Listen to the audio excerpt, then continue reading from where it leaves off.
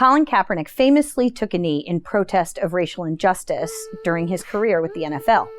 Many public school students would like to follow and do the same.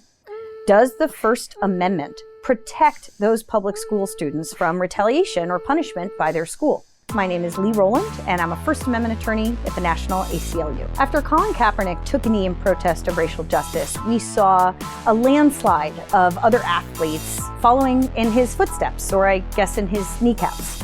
Public school students in particular often only have a few opportunities to really express themselves at school, and taking a knee non-disruptively, passionately but passively at a sporting event seems like a pretty good way to do it. However, we've also heard about schools threatening students if they take a knee with retaliation or punishment if they don't behave and put their hands on their hearts and behave in lockstep. Can the schools do that?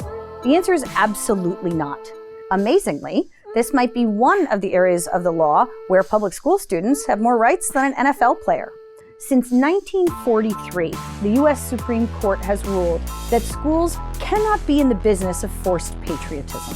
That is, that the First Amendment prevents the government from forcing you to engage in compelled speech, saluting the flag, or standing up for the national anthem. But public school students, fortunately, now have this as of 2018, 75-year-old precedent behind them that says they have every right to refuse to stand for the pledge, to refuse to salute the flag, as long as they're doing it in a manner that doesn't disrupt the learning process. Students who take a knee at a football game or another sports event aren't harming anyone.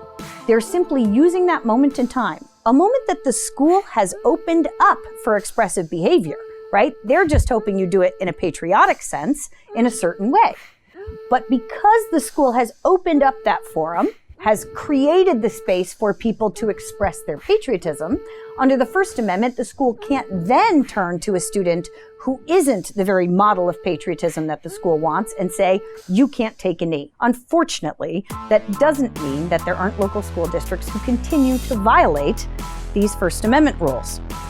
The ACLU has had to go to court a number of times since 1943 to enforce the First Amendment rights of public school students, and we will continue to do that if schools violate students' rights to take a knee. So the answer to the question, can public schools punish students for taking a knee during sporting events, is no.